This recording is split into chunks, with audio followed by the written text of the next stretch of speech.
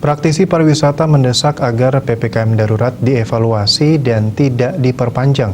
Dampak pemberlakuan PPKM darurat dinilai telah membuat destinasi wisata mati kutu, sekarat, dan terkapar. Oleh karenanya PPKM darurat selayaknya diganti dengan PPKM lunak.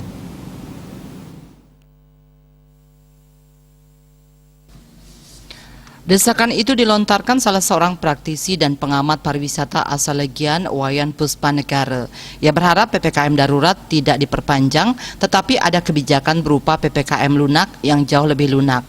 Pelaku usaha pariwisata dan turunannya bisa buka hingga pukul 23 WITA, khusus untuk pelaku usaha penyedia makan minum di tempat maksimum 50% dari kapasitas. Dengan begitu dipastikan masyarakat di destinasi wisata akan bisa bernafas meski masih tersengal, yang penting ekonomi bergerak sekalipun pelan. Setelah melihat secara empirik dalam skala kecil sejak pemberlakuan PPKM darurat dari tanggal 3 Juli 2021 hingga saat ini, dia melihat dua fenomena unik terbalik menyakitkan. Kasus terkonfirmasi positif naik dan perekonomian masyarakat terjun bebas. Menurutnya, pemberlakuan PPKM darurat ini sepertinya sangat tidak efektif, terutama di destinasi wisata, dan tidak sejalan dengan upaya menekan kasus serta mengakselerasi pertumbuhan ekonomi di destinasi.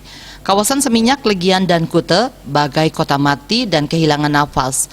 Padahal destinasi wisata itu harus tetap ada pengunjung, ramai tetapi tidak berkerumun, karena ramai dan berkerumun itu beda. Puspanegara berharap khusus di destinasi pariwisata diterapkan PPKM lunak.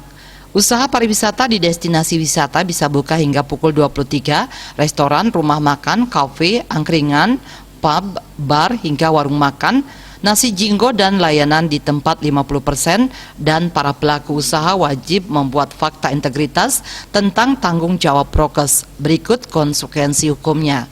Fakta integritas ini dibuat berdasarkan rekomendasi Satgas COVID-19 Desa Adat, Kelurahan untuk usaha kecil mikro, dan Satgas COVID Kabupaten untuk skala usaha menengah ke atas. Dengan demikian, PPKM lunak ini bisa memberi nafas ekonomi bagi masyarakat di destinasi pariwisata yang telah mati suri 1,5 tahun. Di sisi lain, pemberlakuan prokes pencegahan penyebaran COVID-19 lebih akurat. Sugiadnyana, Denpos melaporkan.